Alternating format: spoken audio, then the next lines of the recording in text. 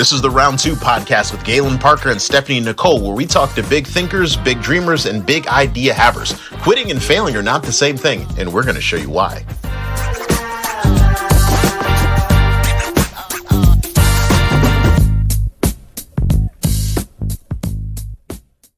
Ladies and gentlemen, welcome back. Super excited to have everyone who's been with us for these past couple of months recording. This is the Round 2 podcast starring Stephanie Nicole. My name is Galen Parker. Stephanie Nicole, hey, say hello to the everybody. people. Hey, everybody. I hope it never changes. I like the level that it's at. Guys, once again, we have a gift, or we have a gift for you. We have a guest for you. Both of those are one and the same, but before we do anything, I'm going to need you to do yourself a favor, do your business a favor, and go ahead, hit that like and subscribe button down below so that you can stay up to date with, as we tell stories about entrepreneurs, business builders, big thinkers, people who helped coach us, people who help coach you for a fee. No one's doing it for free, but it's an investment in your business. But ladies and gentlemen, this evening, we've got Leah Copeland with you. Leah, give everybody a nice wave and a hello. Hello. There we go. Very nice. So the reason why we have Leah on is, like, as you guys have seen in the past couple of months, we've had guys who've done, they're in wholesaling, they're in real estate, they're invested. Some of these guys are making six figures a month.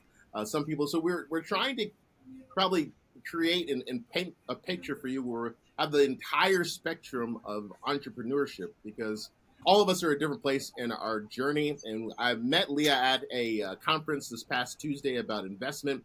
And we just kind of started chopping up. We started talking about, like, her story and where she's been, and I found it fascinating because I always want to know, where did people start before they got to where they're at? So, Leah, where are you from initially? You're obviously in Richmond, Virginia, but where are you? Are you a native of Richmond? No, I'm originally from Philadelphia, PA, specifically South Philly. Okay. If you guys are watching Philly, you notice how she had the, like, she's like, specifically South Philly. Don't get it twisted. East Philly. Does that make you an Eagles fan? Well, when you live in Pennsylvania, you are an Eagles fan. Even if you're in Pittsburgh? Well, they choose who they really want to love, but when we win the Super Bowl, they are no Everyone longer Steelers. Well, just for the record, my family is from Pittsburgh, Pennsylvania, and we are diehard Steelers fans over here. Okay. No. To Penn State University, and I'm There still you an go. Eagles fan. So Yeah. Very nice. All right. So how long have you been here in Richmond? Well, we can backtrack all the way to 96. My mom moved here when I was going to fifth grade. I went to Ettrick Elementary, went to Matoka Middle. Shout out to Then Ettrick. I got into the math and science program at Clover Hill High. So I'm class of 2004, homeschool Matoka High, class of 04, 20-year reunion for both. And then I moved to Cali, where my mom's originally from. So I spent some time out in SoCal. And then in like 2007, I got an associate's degree, came back to Philly to live with my dad with child number 2 on the way. And then I did a community college in Philadelphia, transitioned to Penn State, where I got my bachelor's in life science with a minor in business. And then I was pregnant by then with child number 5. Oh, goodness. From 2 to Dad 5. lived here in Virginia. Yeah. Lived here in Virginia. So once I graduated in the fall, we moved January 1st of 2014. Woo. That's 5 kids too many for Galen. I got 0 kids. Team 0 I over. I mean, shout out to, I always applaud parents, because you guys have to work. Like, it's not even an option for how hard parents have to work when they're like business building or anything. It's like, you got 10 eyes looking at you all the time, trying to figure out which direction we about to go in. So congratulations, shout out to you. You told me a story that I want people to hear. I'm over knocking the camera. I want people to talk about. It was about, and I forgot that it's ice. What was it called? So it's called Water Ice Back Home. The All right, story before you're we- referencing. So what is water ice first, so that the viewer paint this picture of what that is. You had to paint it for me, because that's the first thing I asked you. I was like, "What's water ice?" So for anybody who's up north or Maryland, DC area, they know what water ice is. For you Southerners, it's typically like Lucy or Luigi's, the little white container with the lid. Italian and you ice. scrape it off with that Italian ice, yes. So that's exactly what it is. I know some franchises in Philadelphia that make it. So I was down here in Virginia creating my recipes to figure out like what tastes good, what flavors the people like, and then actually selling it. So what flavors? What were your top flavors? That's I wonder because I love Um, food. I'm like, People typically like cherry, chocolate, lemon, and you can do pineapple. I created a cotton candy, which I researched how they make cotton candy and what specific flavors or components of it. So I wrote down the recipe, wrote down the measurements, and okay, I did an experiment where it was two flavors blended together. If you look on my Facebook page, I have 3L Italian ice. You can see where my son is stirring it and mixing the two flavors together to create the cotton We candy. gotta do a live session where okay. we're trying out this Italian ice gala. I know, right? I'm like, okay, so I'm like this. So you said chocolate ice, was that, or was it cherry chocolate? So, because of where I'm from, there's a franchise known as John's. They only sell four: lemon, pineapple, cherry, and chocolate. That's all you get. They've started in the more recent years branching out into other flavors, but that's the four that they're known for. I haven't done chocolate because I'm like, what does that look like? Grabbing some real chocolate, throwing it into a blender, mixing it with ice. So I stay away from that. Mine are mainly fruit based, and I really don't like to add too much or any sugar. So it's really natural, but giving that good, like, oh, this was worth it. You see the bits of fruits in it, and I'm not a go to restaurant depot buy the containers. I'm like, we're making this in a kitchen, and then I'm serving it to you. Either you're coming to pick it up from me, or I'm dropping it off to you for like a nice treat. Okay, all right. I like this picture you're painting. So it sounds like from what me and Stephanie are hearing, you knew what you wanted to do. You obviously Exactly. put some thought into it. You're like, hey, I'm not going to use this artificial flavor. And we run a real fruit over here. Shout out to Young Jeezy staying icy. But what happened? So I mean, why are you not at? Why are we not doing this interview from inside your like Leah's ice shop? What happened? So, the joy of Oh, COVID and adjusting and learning how you can't have a brick and mortar, you got to be mobile, or you have to really think outside the box. I had a business in Petersburg specifically. I have the LLC. I got the licensing in Chesterfield, and they decided to shut me down. I was like scooping out water ice. I had one specific for water ice, one specific for ice cream. And my good old friend, the commissioner of revenue, said, "Hey, girlfriend, you can't do that." And I was like, how did they do that? "No, Did they I'm not did they from come out here." there? Did they send an email? Did they call you? Now, my landlord did not like what I was doing, even though I was in a commercial space.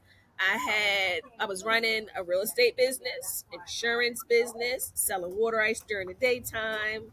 So, she called whoever she called, and the commissioner of revenue, who is a close friend of mine, said, "Hey, what are you doing?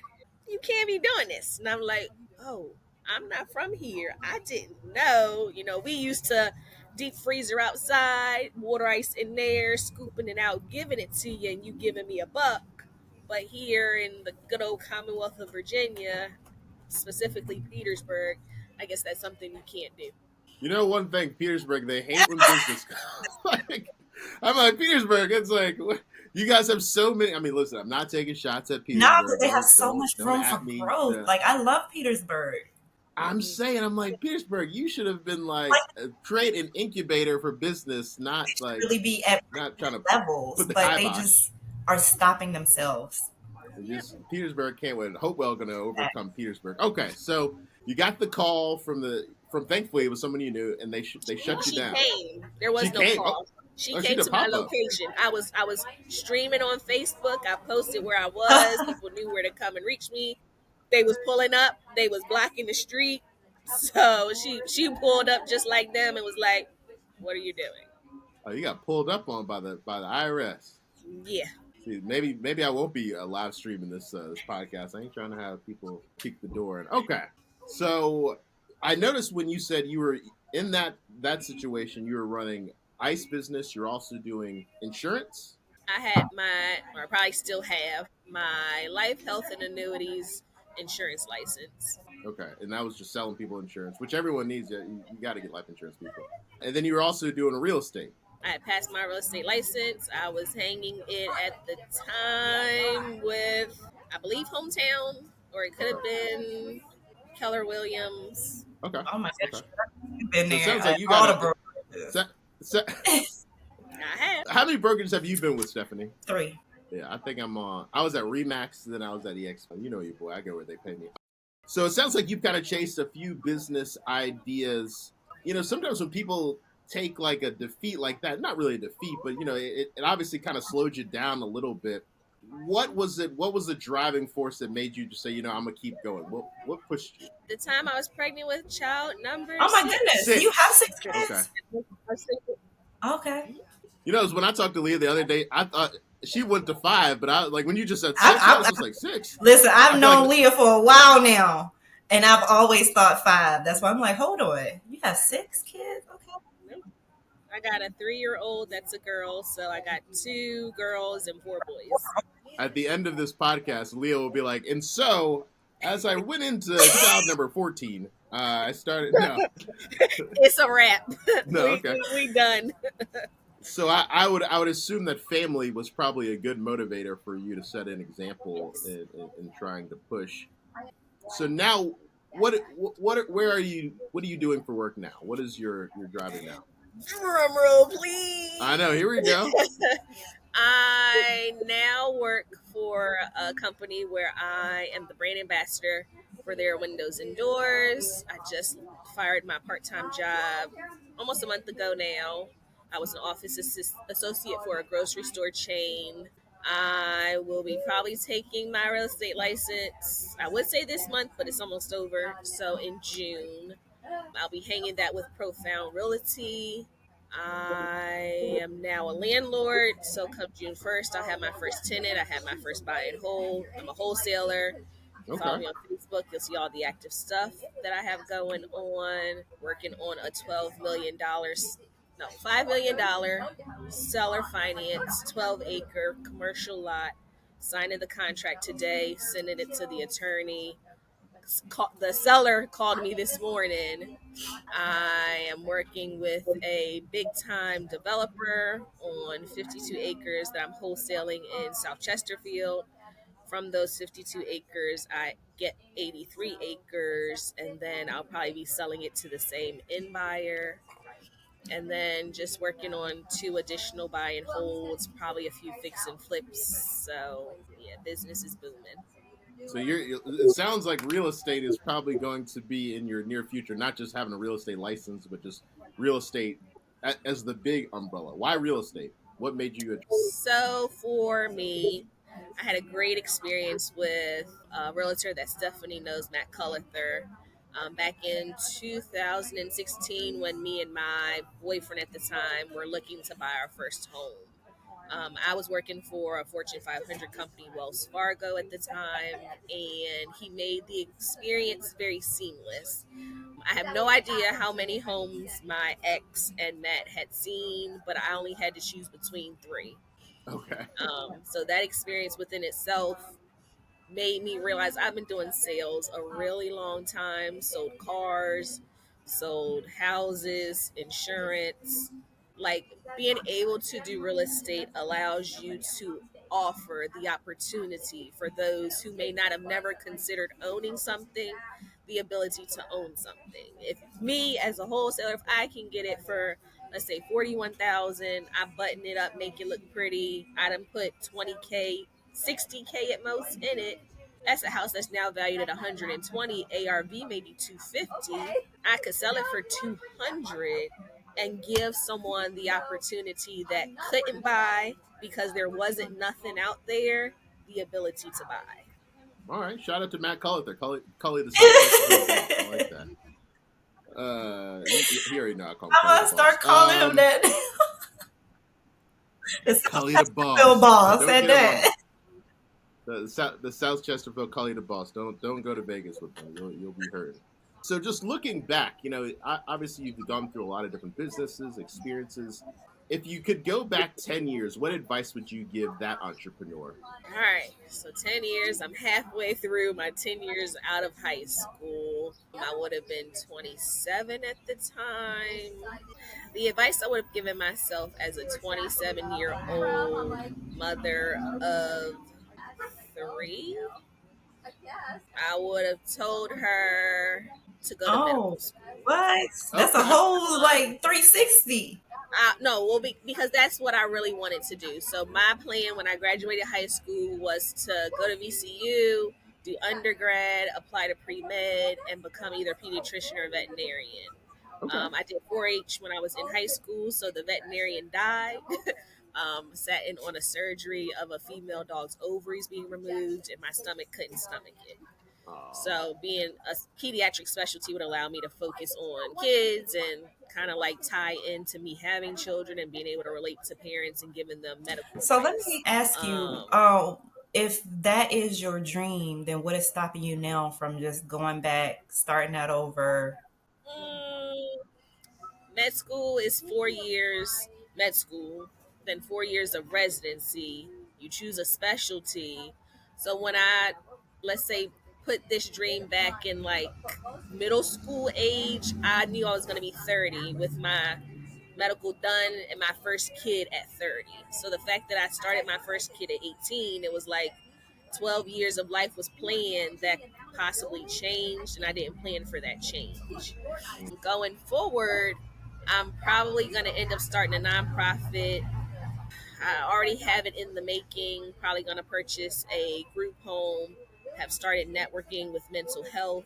I have someone that I want to sit down and have a lunch with, Andrea Siller. If you're listening, give me a call, 804-720-2908. I know, just know you putting your number out to the Um, whole world, okay?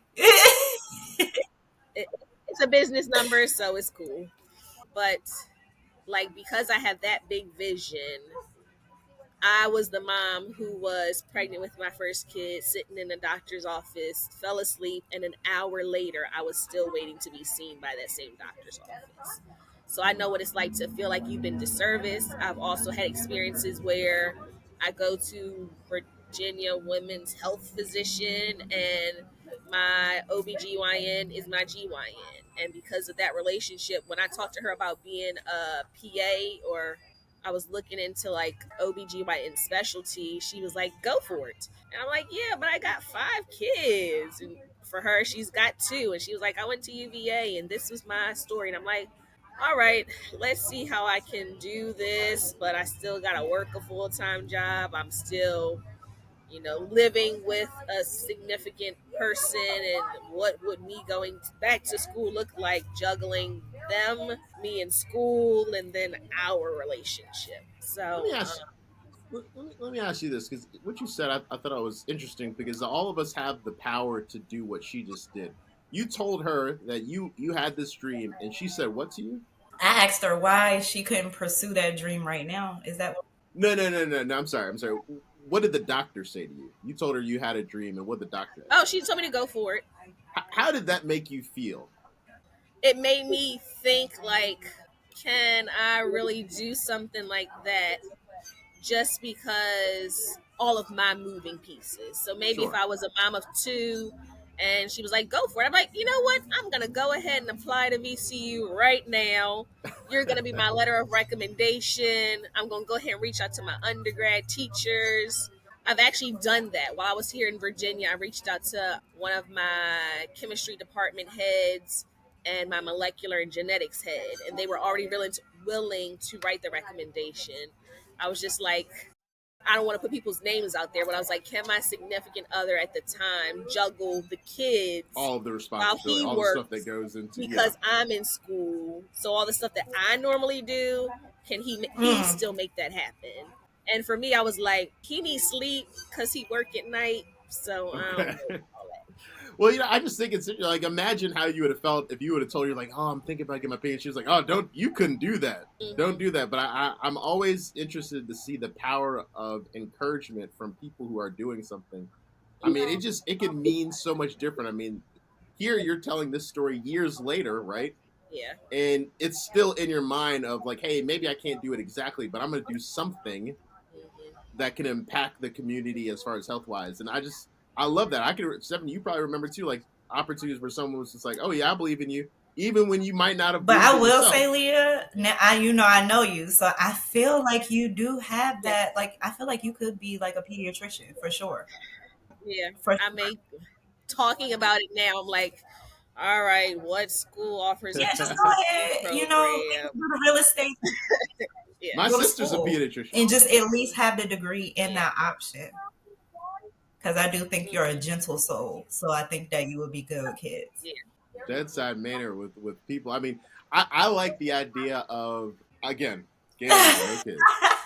But if Galen did have kids and I'm taking my kid to the pediatrician, I'm gonna be happy if they say I've got the doctor has She has 5 kids. Hmm. Because then I'm like, okay, so she experience. didn't see all, yeah, right? She didn't see all the drips, the stomachs, the like, is this kid faking? And like, they might pull me aside and be like, Mr. Parker, your kids don't want to go to school. And I'd be like, oh, I didn't know, right? Like, I want a vet, like, I want a veteran in that situation because it's like, but that's like anything. If like someone's trying to coach me and they've never done the thing themselves, like Stephanie's put me onto this where I've learned. She's like, you got to check these people's receipts because I'd be just taking people. I'm like, oh, really? That's great. Not they don't give. I don't take no advice, but like people trying to pose as something else. And Stephanie's been like, Galen, check these people receipts. Like this is how you can tell that this person ate this, that, or the other. I'm like, oh, okay. But you got the receipt. You got 5. You got 6. You got 6 receipts to show them. So I encourage that dream. I'm sorry, I'm gonna just We insert my question. What's it no, like being like a go for working it. mom, having 6 kids, doing your real estate thing, going to school, figuring that whole thing out? So from over there, let's say this is what my May looks like. Yeah, that's crazy. Woo! And then the crazy thing is, this is what June looks like. And we ain't But even this there. is We how have it a great mom. starts, and then it ends up looking like a May.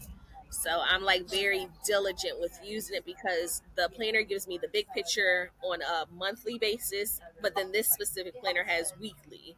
So I can plan stuff, which I didn't open, like Monday through Friday, week 1, Monday through Friday, week 2. And then like all of the kids stuff tend to flood it. So then I'm like, all right, this is what Monday looks like.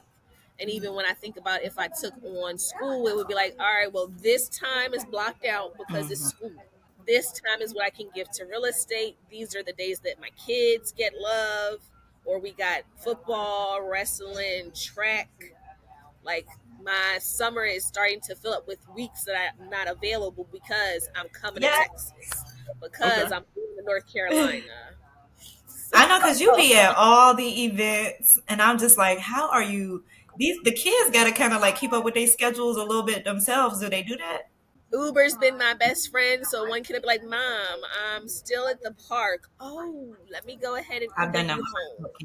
Or like my track star, he qualified for region. No, they qualified for states. So we already going to North Carolina, June, July, something. And then there's something else happening. I'm like, tell me when it is because I still work. So my W-2 needs to know that this is time I'm taking. You can schedule me, and I'm going to tell you I'm not coming because I'm not even in the state right now. Okay. So, like, I've already blocked out time, and I just started that job like 2 weeks ago. So they're like, "What time do you need off?" Oh, here's this date planned off. Here's this lump sum off. So, in doing that, and I'm only doing it part time, it gives me the flexibility to do all of the other things that I do that are going to yield more income. But in a sense, it just takes time. So to give the viewer, let's put a bow on that portion. So, from your perspective, why is it so important for an entrepreneur to stay organized throughout their week? I would say because there are a lot of moving pieces. So things that you may plan for may not happen. You may have had an appointment scheduled to meet a seller or a buyer. They forgot. So that appointment goes away. Or they say, you know what? I don't like your offer. So all of the things that you planned as far as investor and buyer, what the price was going to be, that goes out the window. And then if you're juggling life, then life happens. You may have been fine last week. This week we got pollen galore and I'm all stuffed up and can't breathe. So when I talk to you, I sound like I'm sick and I'm like, no, it's just Virginia allergies. Right. Okay. but it gives you really a perspective of, like, I would say your goals, because Jim Ingersoll had mentioned, let's work on one specific time of day where you focus on calling people only. So the people that you need to contact with. Time Or one blocking. specific time where maybe you got to get them contracts done. Because I got like 3 that I've sent yesterday at 5 o'clock in the morning. It don't matter because they got an email, but nonetheless, on my checklist, it got done. Even when thinking about the seller calling me, I'm like, oh shoot, I still got that contract I need to sign because I'm a wholesaler and I already know who my end buyer is. End buyer, where's my contract? So that I can close and be like, all right, you giving it to me, I'm giving it to you, cut me my check, and Okay. All right. you guys are good. Good. I like that. And as we pivot to just you and Stephanie, she's known you longer, but from what I'm hearing, there's a high level of High level. resilience. High level of resilience. So give the viewer why is it so? Why has it been? Why has it been crucial for you to maintain just a resilient attitude as you've gone through this journey from, say, 1996 to 2024 of your entrepreneurship journey? So I think for me, when you learn to work in a corporate setting, you learn what you're willing to not tolerate. You're Okay. also willing to understand your customer better and then provide that type of quality of care. So when you receive it or don't receive it, then you're like, you know what? I'm not going to deal with you. And that Mm, care is what allows a customer to say, you know what, I'm going to refer everybody I know to Leah, to Stephanie, to Galen, because Galen is a great funny guy and he's on top of his game. Stephanie, she down to business. If you don't like it, she gonna tell you off, and then she gonna tell you why you need to do what she told you to do because here are her receipts. I'm the person, I'm like, oh, you don't like my response. I'll give you a different response. You'll see the numbers. You won't get what you wanted. And then I'll say, did it work for you? No. Here's what I can offer you. And I already have the person who wants to buy it from you. We can make it close in 7 days. Do you want this offer? Or do you want to let it sit on the market for 60 days when it could have been sold yesterday? yeah, resilience is critical. Stephanie, what's your give us a third question? Do you have? I just really want to just have her break down her real estate journey from the start to the finish. I want to know what that looks like and why and how and why do you like keep going because people don't understand it's one of the hardest easy jobs ever. So how do you keep going after falling down, having setbacks, having certain things that you would consider just like backslides? Like how do you keep going? So in 2018, I got tired of working my job. 2016, we bought the home, had a great experience. I said I could do this instead. So, gave my job 2 months' notice that I was leaving in October, had already turned in all my keys. And during the summer, I had already taken the 40 hours worth of time to take the class in Glen Allen and was sitting for my real estate license. I got it after taking it 3 times, $180, and then I sat with 3 brokerages at that time. Hometown Realty was the first one. Keller Williams. Hometown Realty was great. For me, I was following behind a realtor. I learned that I knew a whole bunch of information that I didn't need to be taught from working in a corporate setting. So then I said, all right, Keller Williams, during COVID, what can you teach me? Keller Williams said, you got to pay blah. And I said, no, thank you. So then I decided to hang it at EXP. Again, the same person who got me enticed from Hometown is who I hung it with at EXP. But those sales went nowhere. I felt like I needed someone who was going to like walk me hand in hand through my first transaction. And I felt like I didn't get that experience. So when I was supposed to pay, I think $100 during COVID, I forgot, and they said bye bye license. And then after that, I worked a whole bunch of W 2 jobs. I've done tutoring privately. I've worked for UPS, taking the packages and putting them on the truck. I've done 2 remote jobs working for AAA during the day, ADT at night, and those 2 jobs from 10 o'clock in the morning until midnight within the same time frame. I got burnt out, did that for about a year. And then I said, I don't want to do this anymore. So I went ahead and sat for my tests, took it for the second time in 2020. I got it. And then I was trying to figure out where to hang it. So I was shopping brokers, asking questions, interviewing them, doing my due diligence. And by the time I found someone I wanted to hang with in, let's say, September, July of 2023, it had expired. Oh, So so now you're back on. doing it all over again. Except I've had my license, so unlike some people, I don't have to sit for the 40 hours. I can keep up my continuing education stuff. So really, it's just I've already interviewed whom I was choosing from. The person, coincidentally, I was like, you should be teaching people because you're a really great agent. She was like, I don't want to do that. I'm too busy right now. So last year she didn't, but this year she is, and that's who I'm hanging it with. When I think about all that I've been through, like at the end of the day, you go from relationships where you're codependent to being single, to being married, to being single again. And you're like, all right, at the end of the day, I still got to take care of the kids. So, regardless of who the father is, who's helping, who's not, I still got to do it. So, for me, they are my why and they're my biggest why, which is why I can't not do it. Very good. Nice. All right. Well, that's kind of our time, but I'm glad that Stephanie asked that question because I wanted us to give like that whole picture of why, how, where'd you come from, where you're going. We already know where you're going, and that's the top because if you as a listener listen to this episode and you found some resonance in it, you thought to yourself, man, did you listen to all the jobs that Leah just said she had? I mean, we're talking, she's working ADT, she's working insurance, she's working the UPS, she's getting her real estate license, she's doing all these things. You probably have had all of those jobs too. Maybe you've been in retail. And we had a guy like Chris a couple weeks ago talking about, he did 7 years in retail and then he realized I could be doing something else. You can also be something else. And we're hoping that listening to episodes like this can kind of inspire you to think, there's another avenue for me. I don't care if you are 25, 35, 55. One of the best entrepreneurs I ever know. I'm in this Gather building, Polly White. She started this when she was, I think she said she was 57 years old when she started Gather.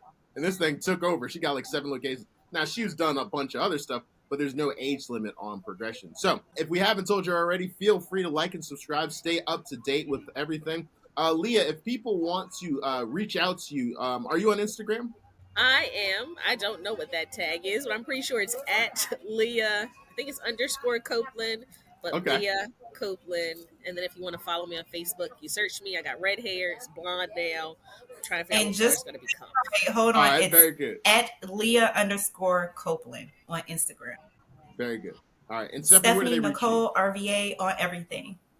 Very nice. And I am the _Galen Parker. This is the Round 2 podcast. Thank you guys for listening. Have a great rest of your week. Go out and get it. See you.